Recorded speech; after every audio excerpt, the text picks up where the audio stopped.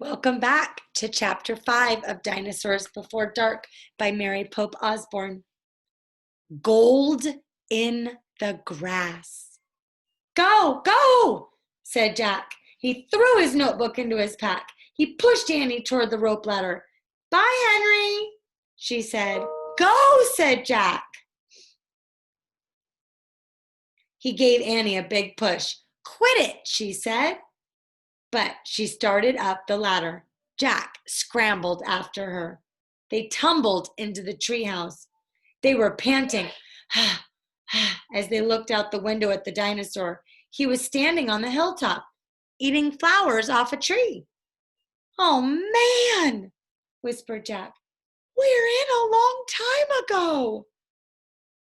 The dinosaur looked like a huge rhinoceros, only he had 3 horns instead of 1.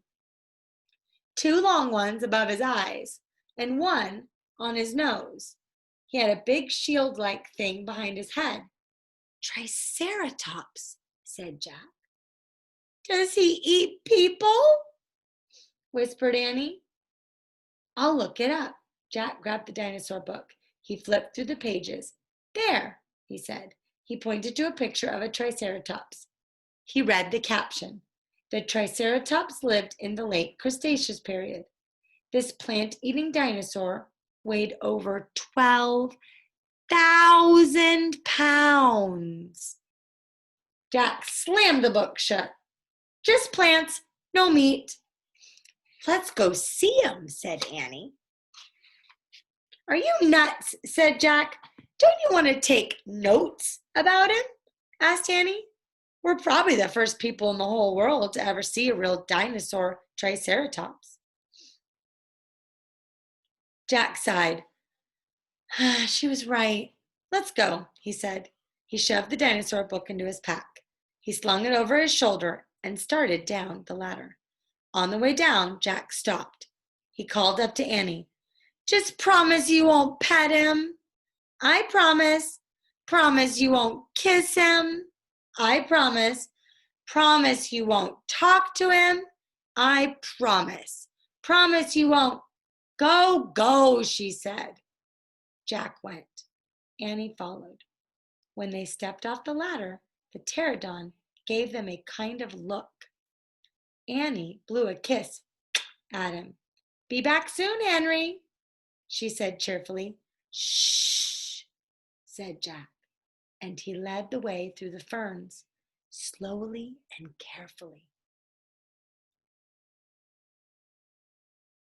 When he reached the bottom of the hill, he kneeled behind a fat bush. Annie knelt beside him and started to speak. Shh. Jack put his finger to his lips. Annie made a face. Jack peeked out at the Triceratops. The dinosaur was incredibly big, bigger than a truck. He was eating the flowers off of a magnolia tree. Jack slipped his notebook out of his pack. He wrote, eats flowers. Annie nudged him. Jack ignored her. He studied the Triceratops again. He wrote, eats slowly. Annie nudged him hard. Jack looked at her. Annie pointed to herself. She walked her fingers through the air. She pointed to the dinosaur. She smiled. Was she teasing? She waved at Jack. Jack started to grab her. She laughed and jumped away. She fell into the grass in the full view of the Triceratops. Get back, whispered Jack. Too late. The big dinosaur had spotted Annie.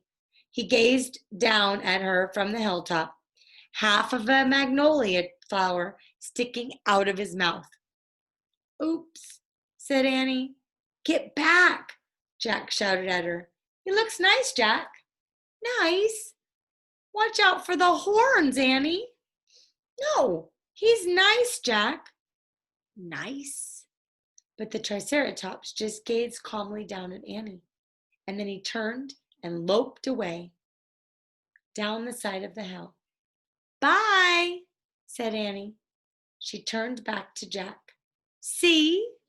Jack grunted, but he wrote in his notebook. Nice.